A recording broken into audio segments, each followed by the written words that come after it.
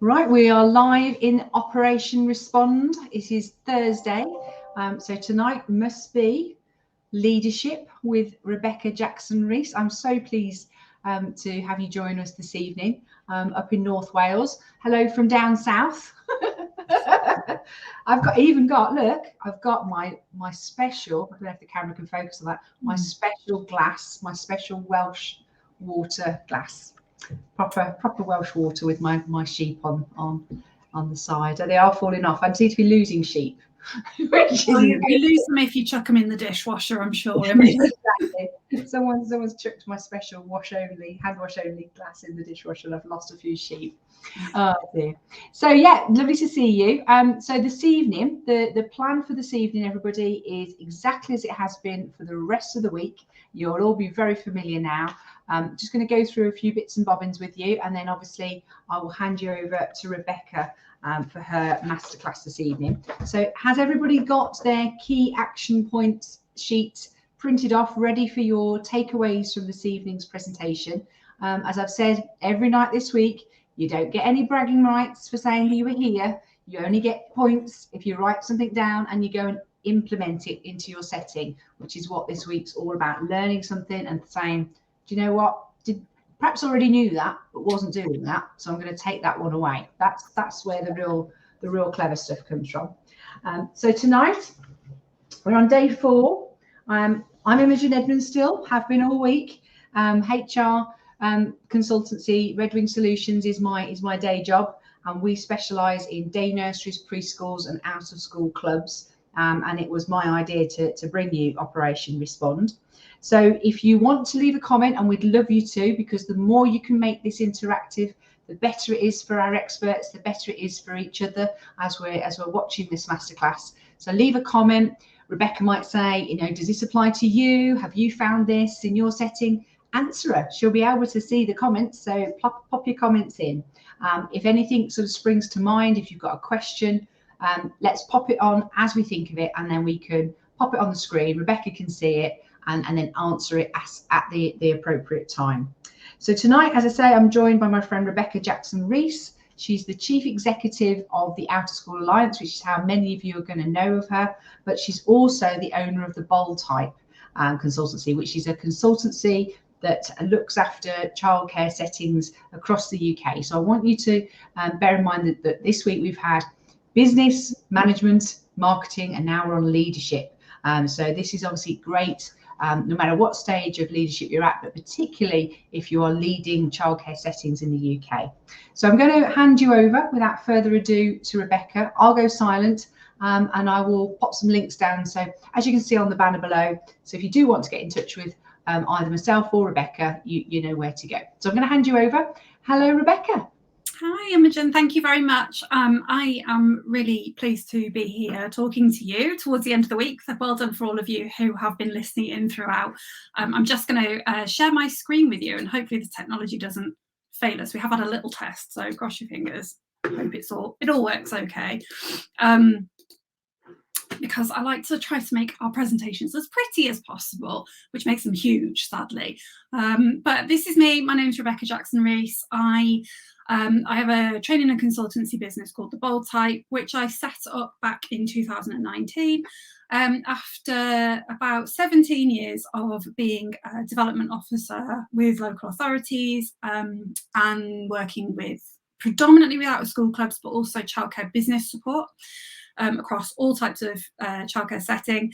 And then I went to do 7 years as a strategic lead for childcare and early years up in North Wales. So that's why Imogen and I were waving at each other, because she's down in South Wales. And so that's my main business, if you like. But lots of you will know me as I took over at the Out of School Alliance back in 2021. Which feels like a moment ago, but also a lifetime ago. So I'm heading up the Out of School Alliance at the moment. And it turns out I'm a little bit of a serial entrepreneur now that I have left working for other people, because I'm also co-founder of a training company as well called the Little Learning Company. But when you put it all together, underneath I'm a play worker, and I take a play working approach to most things, which is posh language for winging it, not going to lie. And I work with people in a coaching way. So I'm a success coach. I'm a licensed performance coach. But I'm also a trainer, so I do a huge amount of training as well. And I'm really, really pleased to come and talk to you tonight about leadership, because leadership is something that I really love talking about.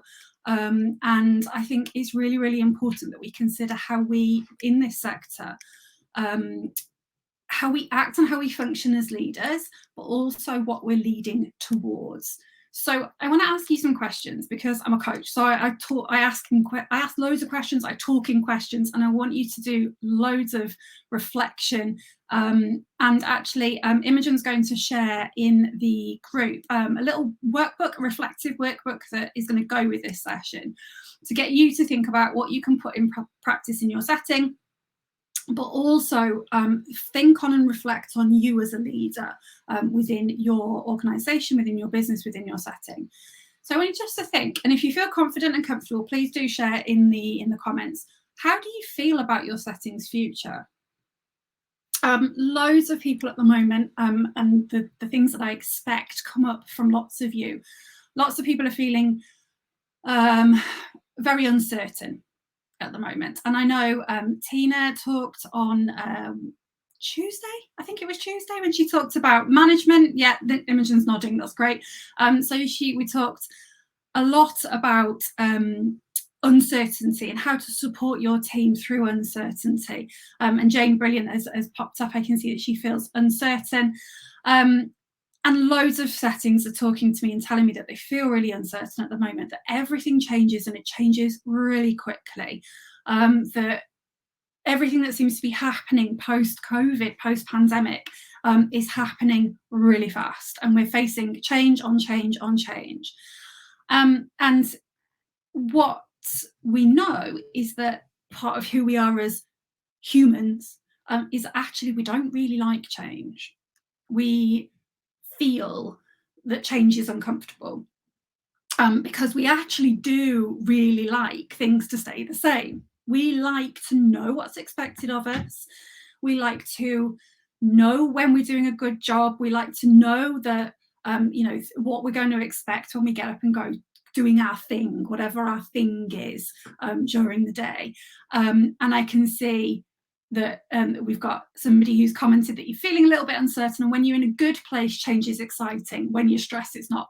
Totally understand that. I am exactly the same. I love change. I love change because it brings this word chance, a chance to do something different. But when we're stressed and when we're facing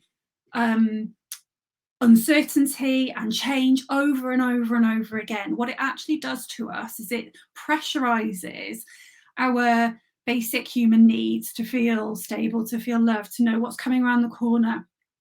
And actually, when we're working in our settings, when we're working in our businesses, when we're living our lives, we like predictability. We don't love change all the time. And if I was to ask you, as leaders within your settings, how does change make your staff team and the people in your business, in your settings, in your organizations, how does that make them feel? Do you think it would be the same? Do you think it would be different? And I think, and I feel, but please do shout out and pop your comments in, that it will probably be the same, because we're talking about our basic human need to understand what's expected of us, to know what's coming around the corner. So is it any wonder that we're feeling very uncertain at the moment, very wonky about all sorts of stuff? Don't underestimate the impact of how that makes you feel and how that impacts on how we do the things we do every day in our settings, as leaders, as people, as humans. Don't underestimate the impacts of how that stacks up. And we will have talked and you guys will have discussed in your settings about the impact on kids in your setting, but I'm here to talk about you as leaders. So I'm not discrediting and dismissing the impact of this on the children in your settings, but I'm here to focus and talk about the adults, you guys as leaders and staff teams in your setting. So what I want to flag up to you is that we have to lead through change. That This time of uncertainty, this time of constant change is a thing in our settings by the very nature of what we do. And this model is the Manchester Circles. It sits within some play work theory. So it would be wrong of me not to throw a bit in there for you. And the Manchester Circles is from Stuart Lester and Wendy Russell from 2002. And what they looked at was the fact that in the best organisations, in the most playful organisations, in the ones where the child was at the centre of what they do, the influence model looks like this, that we have the child, the playing child, at the centre of what we do. And that influences out. It influences out into the environments we create, out into our organisational frameworks, so the policies that we have, the pedagogies and the curriculum that we write, into our ways of talking about how we do what we do every day, influencing our partners. And in theory, what we would love to see is that filters outwards into the wider context, into our government strategic priorities, our local authority strategic priorities, and so on outwards. What happens often when we are feeling stressed, pressured, uncertain, in times of flux, in times of change all the time, is that those arrows flip and they turn in. Possibly you guys, and correct me if you don't agree, tell me if you don't agree, are feeling that those arrows are definitely pointing inwards, that the wider context, our government priorities are influencing into how we do what we do every day. They then change and direct into our play environments, the environments that we set up for kids, the way we do the things we do every day in the spaces that we are in. And that all impacts on the playing child, not the playing child influencing out. Correct me if I'm wrong, but and let me know if you agree with that or not. I think lots of people that I work with and lots of people that I talk about practice with tell me that they want it to be this way. They want the playing child to influence out. They want to be able to lead from a position of child-centeredness, that the playing child influences out, but that they are constrained by the reality that the wider context crushes inwards. And what I'd like you to think about is actually, in a model where we have the playing child influencing out, we know that brings a little bit of chaos to our lives. That children, by the very nature of childhood and children and how they are and what they do and what they bring with them every day, is that actually they bring change. No day is the same in our settings. I mean, we've had snow. I don't know if you guys have, but we've had quite a lot of snow. Now, whatever you had planned for this week has probably been turned upside down and on its head because there's been some snow. Certainly has here. We're all itching to go out and play in the snow, even as grown-ups. But the reality of it is that every day we work with children, we lead through change. And what I'd like you to think about is, what kinds of change are we comfortable with? What do we feel is easy to lead through? And that is something you're going to need to perhaps take away and think about and ponder a little bit on. But if we take that sort of understanding and that kind of concept, really, that no day is the same in our settings, that children bring change and we are constantly riding that wave, as Arthur Batcham talks about, that wave of chaos, we're cresting on the edge of uncertainty all of the time, that what we have to think about is how we are keeping the child at the centre of what we do, embracing the change and the kind of little bit of chaos that we bring, and that actually leadership is about the kids in our settings and protecting the children in our settings and stopping moments where those arrows flip out, that they stay in, focusing on, that they stay pointing out, not pointing in. Our spheres of influence are echoing out, not crushing in. And by doing that, what we're trying to do is to make sure that we are keeping the children in our setting at the centre of what we do. That means for me that leadership isn't always about keeping every adult happy in our setting. Imogen's, I'm really glad Imogen's nodding as a HR advisor, because I'm sitting there going, well, this might be one of those moments. But in reality, we're thinking about and focusing on people's professional happiness. And if we recognise that child-centeredness is what we're aiming for, and that influences out, what we as adults do in those settings is totally driven by the kids at the centre of what we do. And that is all about the professional happiness that we can support our workforce and our people to achieve within our jobs, within our roles, within our leading within this sector. There's a huge amount more that we can talk about this, and I won't dive into it because Imogen's definitely got the clock on me tonight. But what I want you to think about leadership is that leadership is about those professional standards. It's about professional expectations of a professional workforce of which we are all part.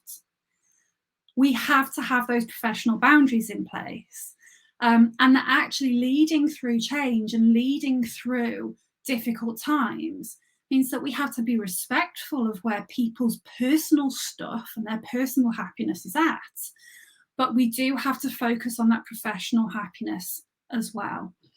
And for me, and those settings that I've worked with who've been most successful at this comes from clarity of vision, clarity of shared vision, shared understanding, shared expectations through shared communication, so that everybody understands what it is they're working towards and what you're leading towards. Because leadership isn't just about chucking spaghetti at the wall and hoping something sticks. It's not just about trying to make sure everybody's happy and nobody leaves, and can I be tearing a chunk off yourself every day to give it to the other people in your setting. There is a little bit of that. But leadership for me, and when I've really thought about those settings who are really going places, who are really achieving this on a day-to-day basis, these are the differentiations that they make. So I'm going to park happiness there. I just want you to ponder on some of this stuff and how it leads in your setting. But what I want to start talking about is this notion of vision, that having a real clear and a really well articulated and understood vision for your setting will really help you to lead, and lead professionally with professional people and professional standards, maintaining that child at the centre of what you do and influencing out within your setting. And I've got this really simple success formula that, give or take, we work on a lot with, or almost every time really, with providers that I work with. And it's starting with vision and goals. Now, I'll allow some of you an eye roll when I talk about vision, mission, goals and values, because it is something that if you've heard me speak before, I talk about a huge amount. And some of you will have a vision statement, a vision in place, and you'll have a mission statement, and you'll have some really clear goals. I want to big you up and give you a celebrate if you have got that in your setting. So pop it into the comments if you have got a really clear vision for what you are trying to achieve in your setting. Does that translate into your goals? And do you have a strategy for success that is about the success of your vision being achieved every day? Is that clearly communicated through everything that you do consistently? And is it consistently a part of how you do what you do every day, all the way through your organisation? So that's my super simple success strategy. And there's more on that in the workbook, because I'm not going to talk too much about it tonight. But what I just want to say, and link this back to leadership, is that leadership and management are different, but they are intertwined. And I believe that management is much more task-driven, and we need to see leadership as much more mission-driven, about driving home what you want to do in terms of success every single day. And I would link that success to having the child firmly at the centre of what you do, influencing outwards through, and you will lead that through everything that you do, because it's about the people in your settings. It is hard to lead from that position. It is hard to park all the stuff that people bring every day. But if we accept that we are holding the child at the centre of what we do, allowing that to influence outwards, and that we know that leadership is about the people in our settings, is it any wonder that actually we take most of our time is taken up by work dealing with the people stuff in our businesses? Because leadership and supporting people to be brilliant at what they do by having professional responsibility for their performance, it takes up a huge amount of our time. And if we can have a clear vision, a clear mission, a clear goals that is well articulated, and that's not just for practice, that's for your whole organisation, your whole business.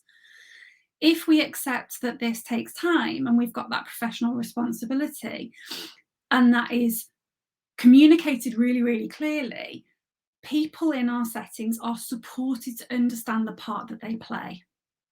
And that's really, really important in terms of being an effective leader. Because it's all about, we do come round in a circle, it's all about a roadmap. Because the roadmap is about setting the destination for your vision. What is it that you are trying to lead towards? Because if that's not really clearly articulated and really well understood, people are never going to buy a ticket to the journey that you're on. So we want to get people on board. We want to get them all aboard the whatever childcare business. What was it? Buttercups or Bluebells, I think we had the other day. The Bluebells party bus. Okay, we're going to get them knowing where they're going on the bus. We're going to get them to be so engaged and so part of it, they're going to buy a ticket to be on board with this journey. And then all we need to do is handle the speed bumps. Sounds simple, right? It's not simple. It's really hard. Leading effectively is really hard. But the framework that the most successful leaders that I've worked with have gone through is this. This is what they focus on. So let's break that down a little bit more. Think about your vision as setting the sat nav. Okay. That journey is going to be unique. That vision is going to be unique because of who you are and what you do. The work you do with the children you do and the slight amount of chaos they bring and all of that wonderful stuff, the everyday magic in our settings, is about the people. And they're all unique. The kids are unique. So every day is going to be unique. But having that clear vision of what exactly it is that you are leading towards is going to help you navigate your way through that. Navigate your way through all of that change, all of that uncertainty, all of that little bit of chaos that we probably quite enjoy. And your vision has to be clear and specific. Again, in the workbook, I've given you some little hints and tips about making that really, really specific. But try to avoid like what I call a word salad. Don't just chuck stuff on a piece of paper and go, oh, look, I've got a vision. Okay, because it has to mean something. Because if it doesn't mean something to you, to your setting, to your team, then it's going to be very, very hard to embed it. It's going to be very, very hard to embed it in the conversations that you have every day, the language that you use every day, the way in which you talk to parents, the way in which you put your marketing out there. And Ben gave you amazing tips yesterday about marketing. If you've got a really clear vision, your marketing, your branding and all of that side of it becomes so much easier. A couple of settings I work with closely who have got really clear visions that is embedded really well in how they promote their business, the stuff that they put out all the time.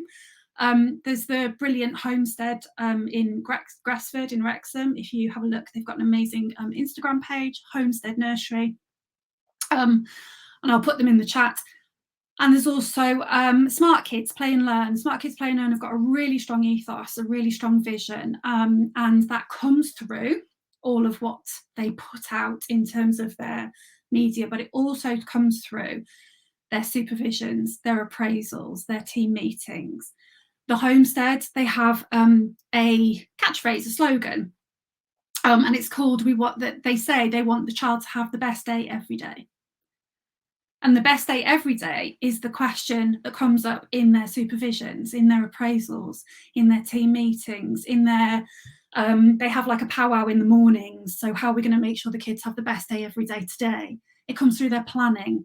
It comes through everything that they articulate about their setting, their job descriptions, the inductions, the policies, and the reflective practice. All of that is encompassed because they have a super clear vision about how they do what they do, that everybody gets on board with, everybody understands, and it's the golden thread, if you like, that runs through all that they do. So that's called setting the sat nav.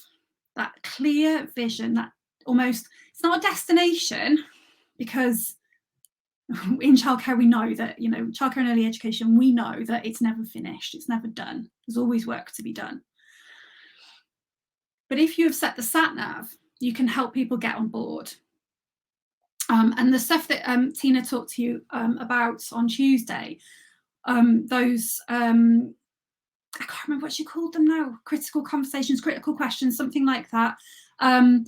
Those are the sorts of things that you will be able to start talking to people about how they can play their part, the stuff that they have influence over, the things that you can do something about. Those are the parts that they can play in terms of recognizing that they are a cog in the wheel, if you like, of the whole setting, but that's a really valuable part.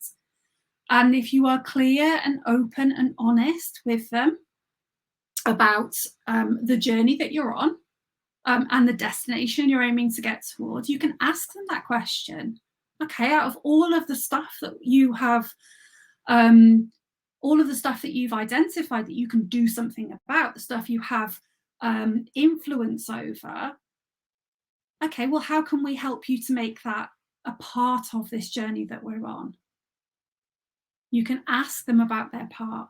And when they understand that part and you can celebrate the part that they play, what you're able to do is that help them be part of that. They are part of that journey that you were on. And that is what leading through and with change for me is all about.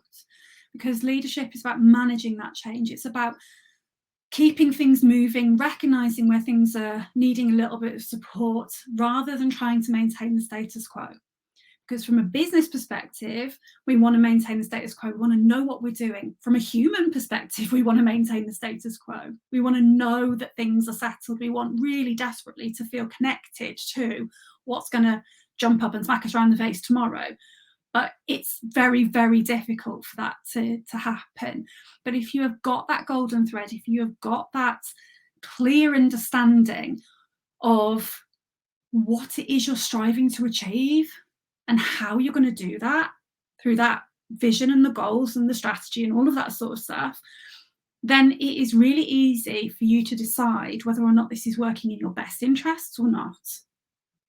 And leadership is all about holding tight to that vision, holding tight to all of those elements, being clear.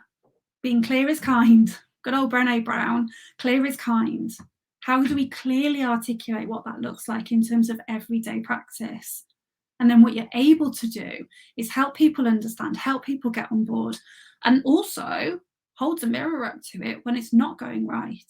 It's much easier to have those conversations with practitioners in our setting where things aren't quite right if we are clear in our articulation of what it is we want to do, what it is we want to achieve for children and for our organisation as a whole. And Imogen's nodding again, which makes me really happy, because from a HR perspective, that will, from a business perspective and so on, that will really make your life so much easier. The reason why I'm nodding is because so often people don't set out their expectations. They're not clear, and then they wonder why they're, and whether you're talking, childcare sector or manufacturing or anywhere, people don't necessarily set out what their expectations are. They don't set out what they want, and then they get surprised when they get something else. Yeah, absolutely. And I think what we don't want people to feel in an environment that we know is uncertain, with loads of change, and really expecting them to kind of roll with it in that all that complexity that happens within a childcare setting, is that if we're not clear that that is what they should expect, and they suddenly go, oh crikey, this is a bit wild or whatever, we haven't set them up for success by being really clear on how it's going to be, what we expect, and so on and so forth. You know, we've got to set them up for success by being that super clear about what it is they're contributing towards the overall vision for the setting. But that's really hard.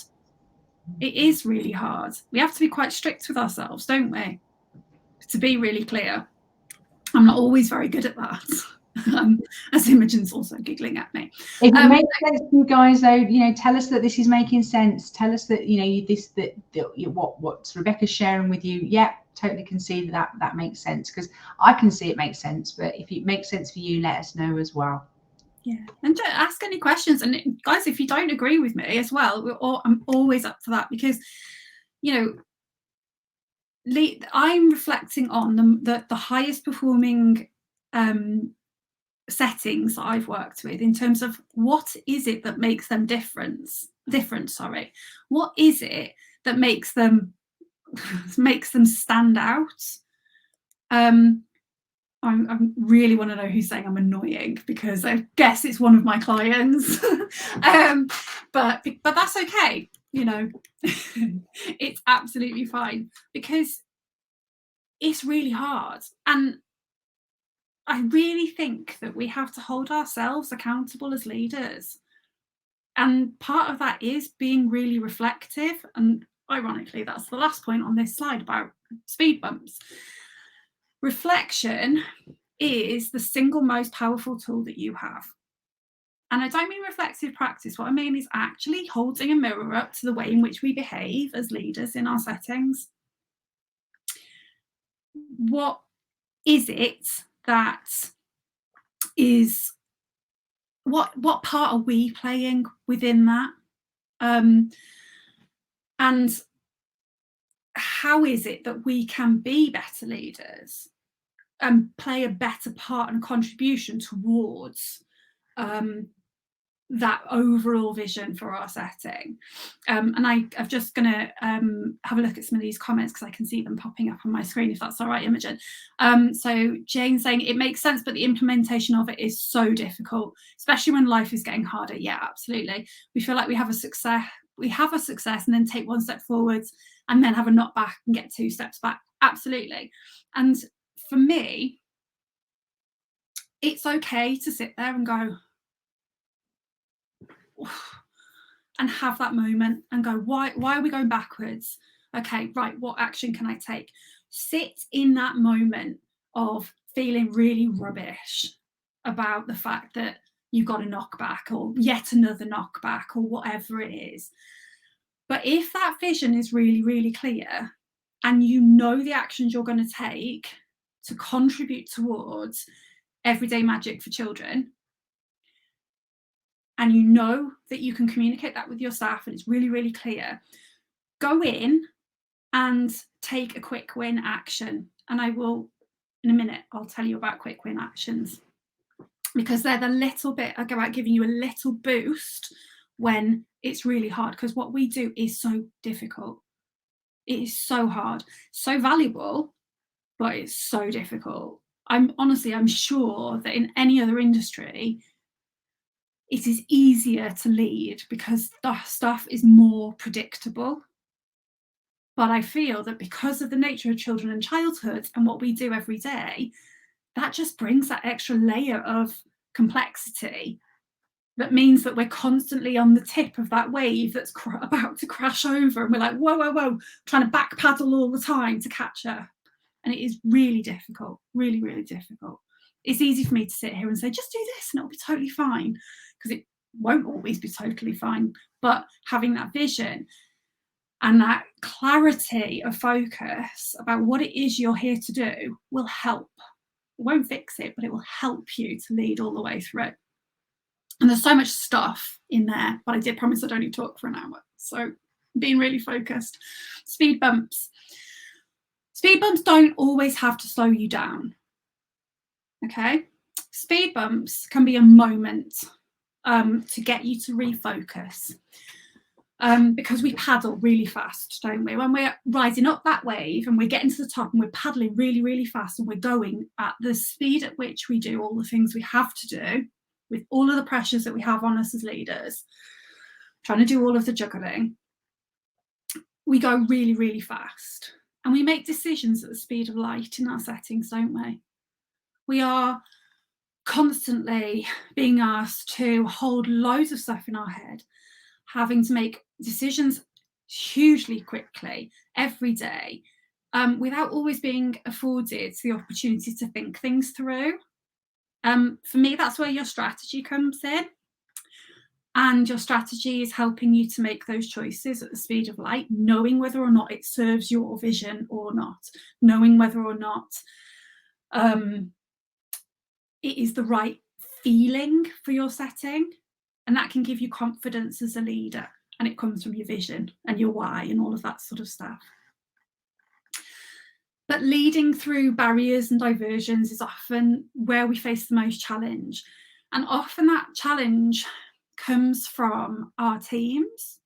As Tina again talked, and so many linkages between what we were talking about, which made me very happy. But those barriers that come from our teams, you can address using some of the tools and techniques that Tina gave you. We need to make sure that we've tried to think as much as we can about those barriers and diversions when we're setting our vision, when we're doing our roadmap, where we're thinking it all the way through to the detail of what we're going to do every day. There's some stuff that we can't do, and I use exactly the same model that Tina does. I use it as a spheres of influence, but it's really simple to work out. If there's stuff you can do something about, do it. And if there is stuff you can't do anything about, we just have to ignore it because you can't do anything about it. You can't lead through something that you have no control over. But seek help. Who is it that you know who can help you with the things that you have a problem with? If you're just ignoring the speed bumps and you're flying over them at the speed that you normally go at, you don't give yourself that that moment to go, okay, right, who can I get some help with? Reaching out to people, asking for help. We're not always very good at asking for help, are we? Because we feel as leaders we should have all the answers, that we should have all the power. I don't agree. I actually think one of the boldest and bravest things that you can do is say, I don't know the answer. Can you help me? It's hard though, because we're going at speed. Keep that destination, that journey in mind. What can we learn from these speed bumps? What can we learn from them? They're not always going to get it right either. But all of that is wrapped up in that reflection. And if I were to say to you, just find a little bit of time to have a little bit of a think, you'd all disappear off because you're off for your dinner, or you've got the 50 million things to do that are running through your head right now. But in reality, the everyday tasks that we do where we can switch our brain off, the small things. I'm reading Michelle Obama's new book at the moment, and she talks about when the big things feel too big and your brain is running away with you, do something small, give your hands something to do so that your brain can do, your subconscious, unconscious brain can do the things it needs to do. It can do the processing. And doing stuff like that gives you space sometimes to reflect, to think, what part did I play, what went well, what didn't go well, and all of that. There's a framework in your workbook that accompanies this to help you with that as a leader. That will help you to navigate through those speed bumps.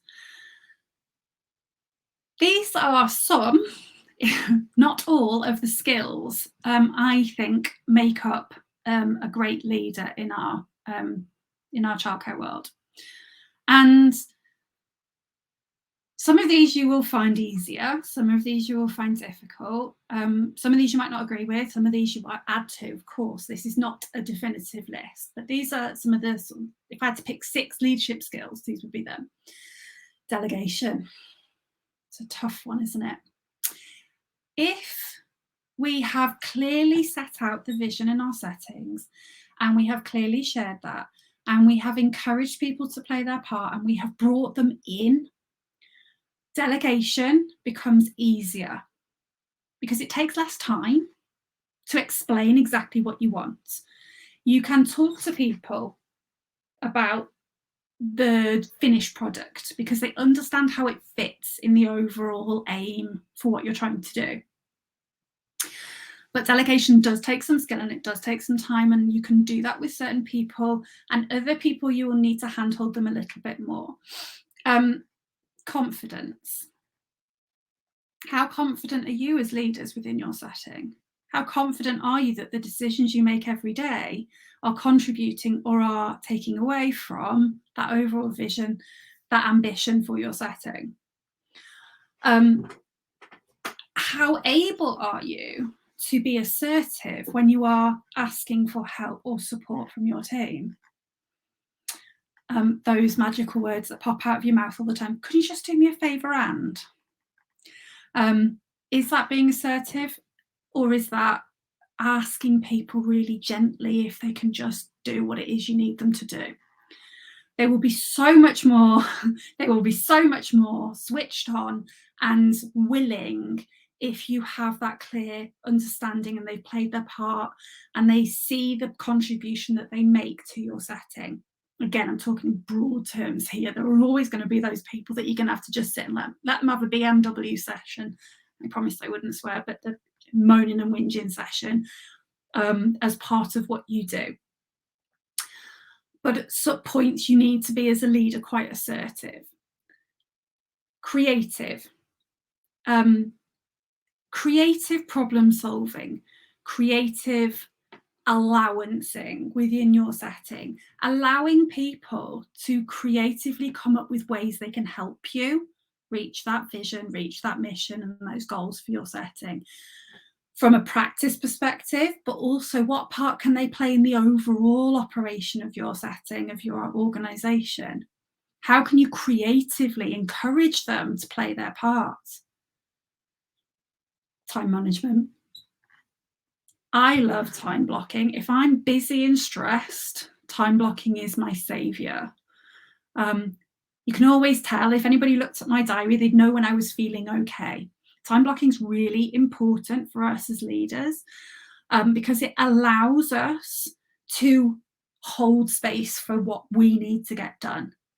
And sometimes what we find is that we go into work or we go into our settings and we're just carving off chunks of ourselves to give to other people. Whereas, and yeah, we do it, everybody does it, particularly in a leadership role. But what is really helpful with time blocking is that you're blocking time for yourself to focus, but you're also holding that time as precious for yourself as well, for you to do that, so that externally people will see that you have blocked off that time. And if anybody hasn't come across time blocking, there's loads of resources on the internet. I've got some as well that I can share if necessary, if people are interested in how to do that really effectively. Some of the people that I've worked with who've gone, I can't time block in my setting, you've got no chance. And when they've actually gone through the process and they've started to use it, even if you use it on 1 day a week to get the stuff that you need to get done, to deal with the things that you need to deal with, that can be quite an effective tool. And I've already talked about reflection and how powerful that can be, to think about whether or not you are contributing or not to that success process in your setting. I'm going to tell you, you're not always going to get it right as a leader. And again, a little Brené moment for you. There is no innovation and creativity without failure.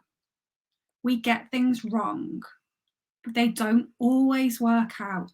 And as long as we are not denting or damaging other people's children, we have the scope to be able to try things out in our businesses, in our organisations. Because sometimes when we try things differently, it gets us an outcome that we weren't expecting. And there's no no words that give me the fear, well, it's just the way we've always done it, or we've tried that before, so it won't work. Sometimes we have to be innovative and creative. Sometimes we have to throw our hearts first and go, this could work. Let's try it. What could go wrong? What if? But let's not, but please promise me when we do this, we don't dent or damage other people's children. Okay, so I'm just putting that as a caveat in there. Don't dent or damage other people's children, please. Okay, so I am winding up now. And I just sort of want to sum up really that nothing changes if nothing changes. I swear that's going to be my catchphrase. I'm going to have that tattooed somewhere on me at some point, but nothing changes if nothing changes. Sometimes we have to try things differently to achieve the things that we want to achieve. And clarity of what it is that we're trying to do, why we do this. Jane talked about it. Why are you doing this? What is it that what does success mean to you? What are your values? Getting clear on those as a leader helps you to talk about it, to articulate it, to share it with your setting, for that golden thread to start weaving its way all the way through. You'll never be ready. You just need to start trying to do this stuff. Because some of you will have a vision, some of you will have a clear understanding of why you do this. Some of you will know this already. Some of you will have it sorted. Brilliant. But for those of you who are like, well, I don't have the posh words, or it doesn't quite sound right, just start. That will help you work out and know how you're going to make it happen, because you will be starting to do it and it will become clear. It will become part of what you do. It will become about the way in which you talk, the way in which you show up in your settings as a leader. But you need to just do some stuff anyway. Take action.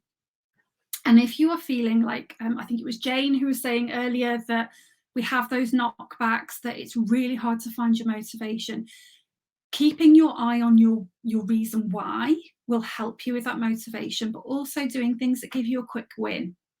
I have a list of things that I can do really quickly that aren't difficult to do, that make me feel better.